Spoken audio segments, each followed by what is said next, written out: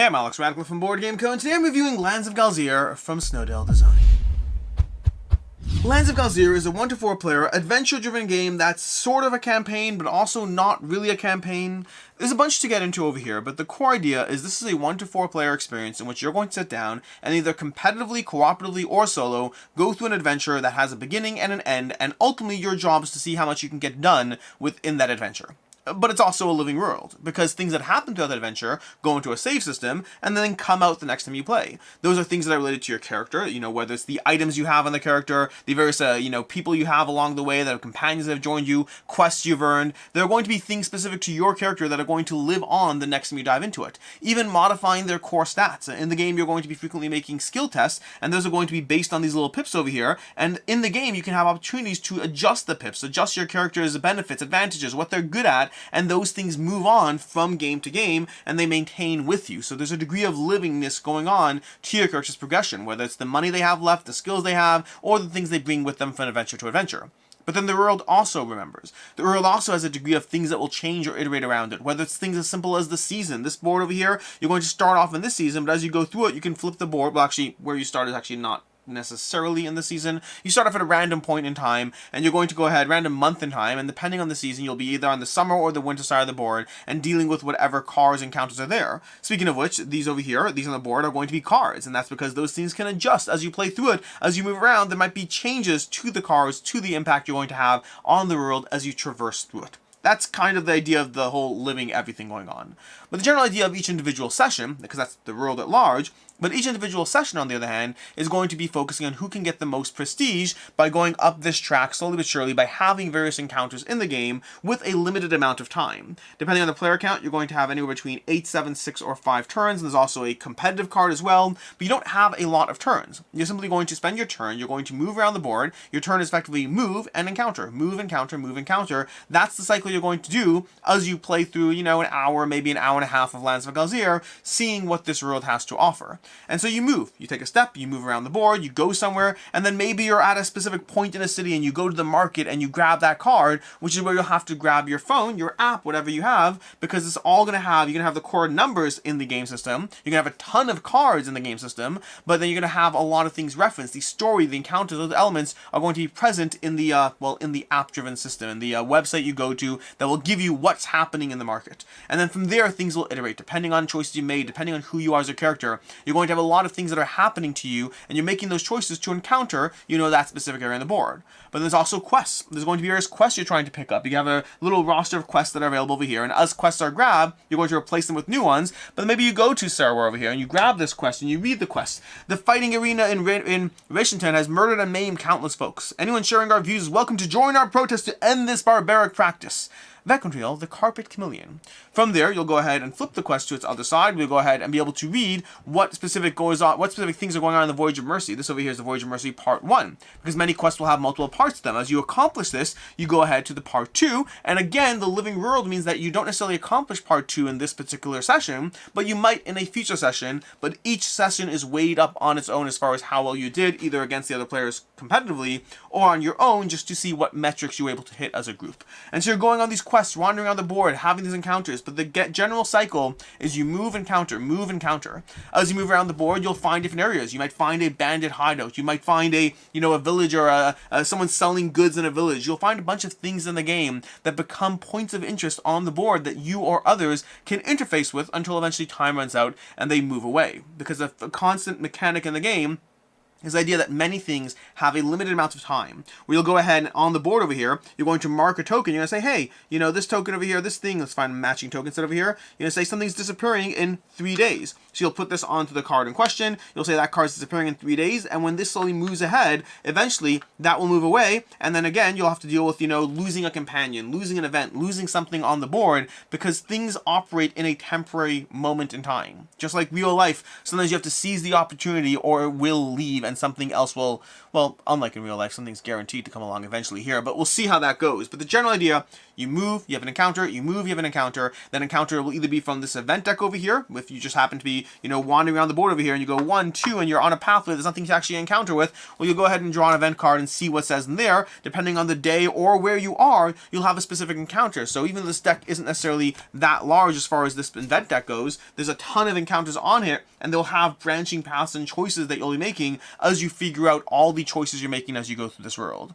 Past that, the actual skill test. Skill test will involve you looking at your stats over here. So you'll be looking at your character board over here, and maybe you're taking a skill test that involves this attribute over here. In general, you're always going to roll the dice, but you're going to roll different dice depending on what skills you have. So for example, if we're testing this symbol over here, you can grab those dice, but anything that you have specialized dice as well. So we're going to grab 2 green and 1 blue and 1 dark blue because we're testing that middle stat. If we're testing the green stat, we'd only grab the 2 green and the light blue, but that one's too far away. And if we had in the yellow, we'd grab those as well. But in this case, we're testing that one stat. We're trying to get those symbols. Maybe we need 3 successes, and usually in the app it's variable. So something is hard, easy, or harder, but you don't know exactly what that looks like. Let's go ahead and roll over here. We go ahead and we got that. We do get a reroll, so let's go ahead and do a reroll because I think we can do better. So we're going to go ahead and go for a reroll over there, and we got worse. Wow, that's genuinely embarrassingly bad, because the way these dice work is that a random black die over here has a 1 in 6 chance of every symbol, but the other dice are a little bit more specialized so that, if you're rolling for this attribute, you'll likely have a lot of books coming your way. But if you're rolling for the attributes next to it, you should have some extra, which means having none of those is, embarrassingly bad. So I plug into the app, I got 0 successes, I see the outcome. Maybe I get thrown in jail, maybe I lose some items, maybe something bad happens to me, maybe I still get prestige, maybe not, it depends on the encounter you're going with, and then you go ahead and continue your cycle. But that's the general idea of what's happening in Lands of Galzyr. It's all about those interactions. On your turn, you move, you interact, you make choices, and then you try to grow your board as you go through it. You have a limit of 3 items on your player board. Once you have 3 items, and those are all providing keywords and abilities to skill tests, all those things as you go through it. Over here, if you're doing a recall test, you can re-roll up to 3 dice. If you're doing an intimidate test, you automatically get 1 success because you have that giant intimidating diving helmet over your head. And so the items you have will help you, but you're limited to 3. You can't have more than that. And that's how one of the things the game does is because it's session based and not campaign based, there is a cap to everything. Things you walk into a session with. You might walk into a session with gold, but you might spend it as you go through it. Maybe you walk in with a companion, but he's disappearing in a day or 2. You might walk in with items, but you're limited to 3. And so your first game or 2 is going to be a little bit of building up your character to get maximum potential. So if you're playing for your 3rd time against someone who's playing for the 1st time, you have a few things in your favor that they don't. But then once you have your 3rd play under your belt, once you have a few items, a few things going on, you're basically going on an ongoing cycle where you can't really level up more. Even as you add more various skill pips over here, they come at the cost of others. You respect your skills, you don't add more, and so there's a cap to how you can grow, making it so you can dive into the session with anyone. It's not a campaign, it is a living world, and the characters remember, and the characters have ongoing impacts, but you can dive in at any point with anyone and pick up on the way this journey is being impacted, the way this board and story are impacted as you play through Lands of Galzyr. If you're playing it competitively, you'll weigh up your prestige at the end of a session, see who got more. If you're playing it cooperatively or solo, you could go through a bit of a scoring mechanism to see how well you did. Maybe you're left stranded alone in a bar with no one talking to you. Or maybe you're the champion of the people and they love and care for you, and any of those metrics in between. That is effectively Lands of Galzyr, which means it's time for the review, starting off with ease of play. And ease of play for this one, the game itself is fairly easy to get through. It's one of those games that's a little annoying in terms of the initial setup. There's a lot of initial setup for the cards and sorting those and getting things up and ready. And if you are diving into this without somebody holding your hand for the first time, everything going on can be a little bit overwhelming.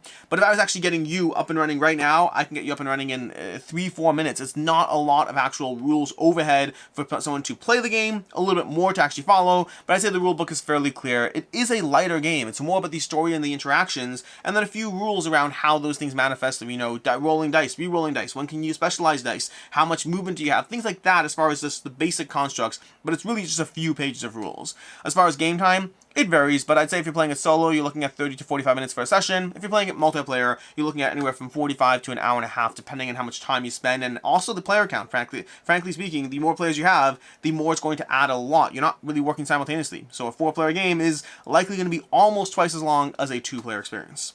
As far as what I can see, as far as what I like, don't like and can see others not liking, starting with what I like, which is the world building and charm of the characters, the world, everything you're doing here.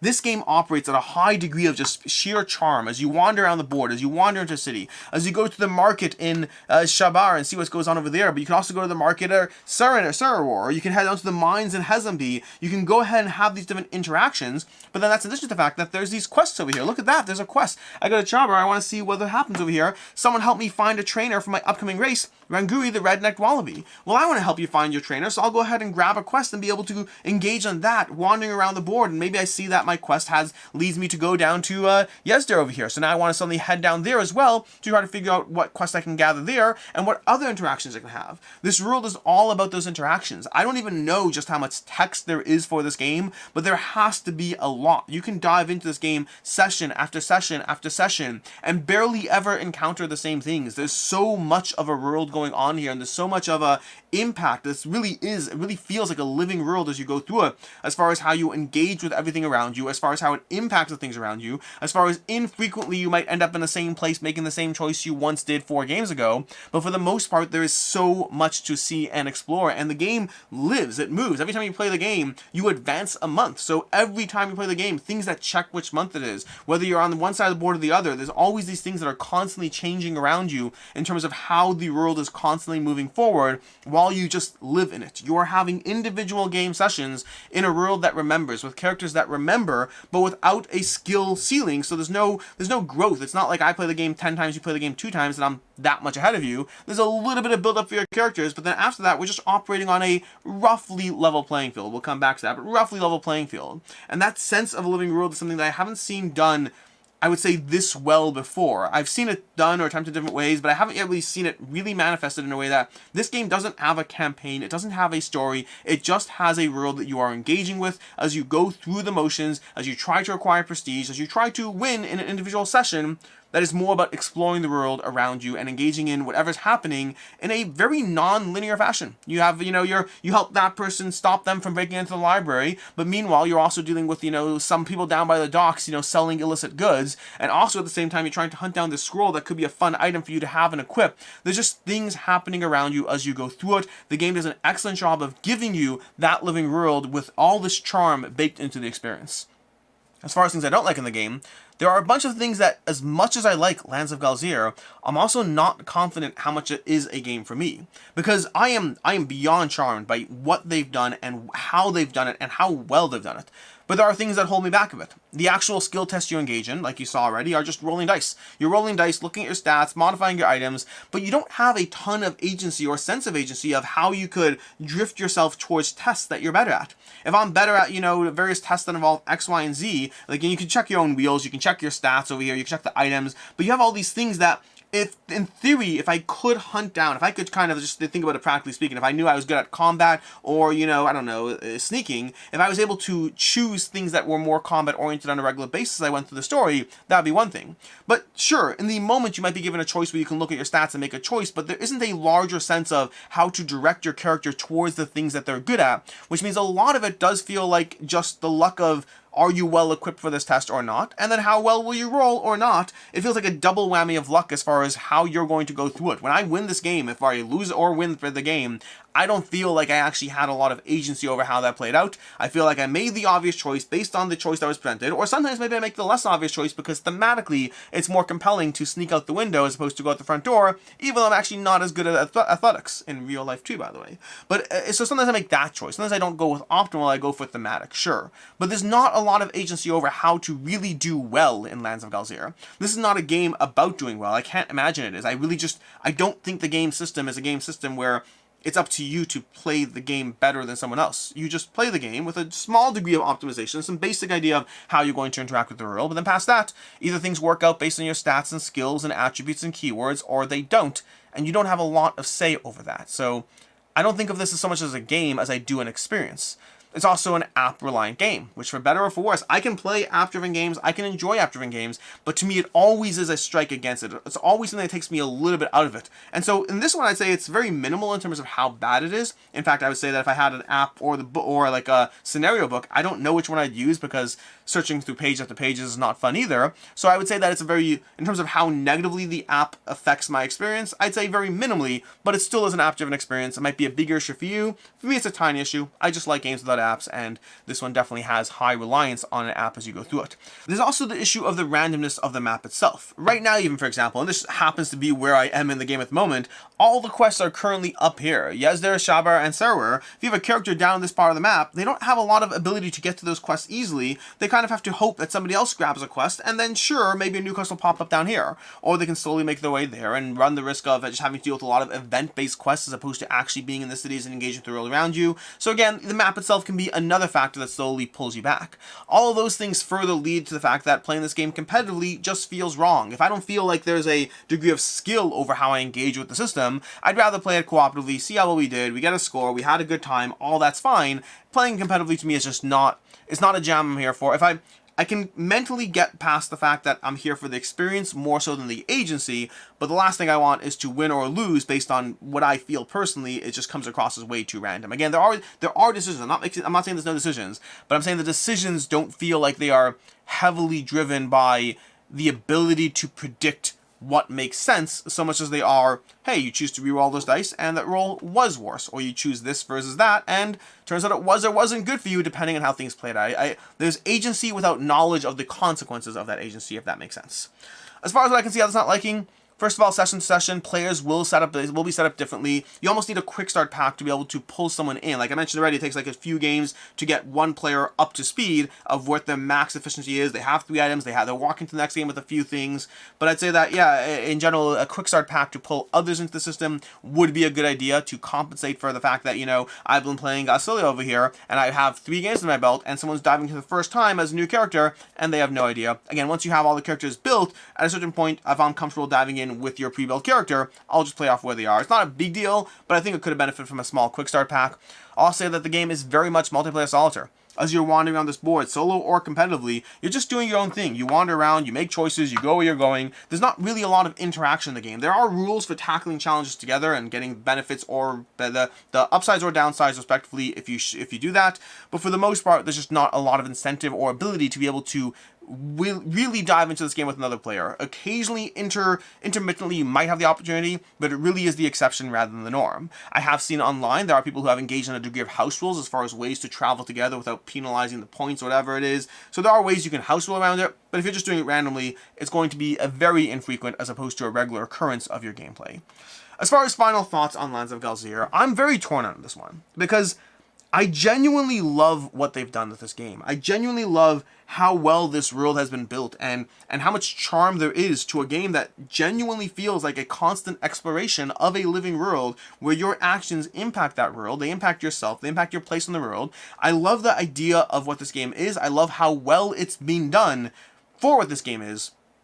I think the things that pull me out from it, though, is that the actual decision space in an individual game session doesn't feel like I'm being rewarded for playing better or worse. It just feels like I'm here to interact in a choose your own adventure book that has a degree of mechanics behind it. That's what it feels like. This game feels like choose your own adventure with mechanics behind it that are just present. But I really don't feel a strong sense of agency over my journey, and I also don't feel a sense of progression as I go through it, because, again, that progression caps. And the combination of those two things makes Lands of Galzyr a game that I am both incredibly impressed by, and also I just don't think is for me. For me, this is a 3.5 out of 5. There is so much good stuff going on behind this, but unfortunately the core system has this, so that's a game that I want to explore, I want to dive into it a few times, I want to get a sense of what this game is doing. But then after that, I think I'm ready to move on from it.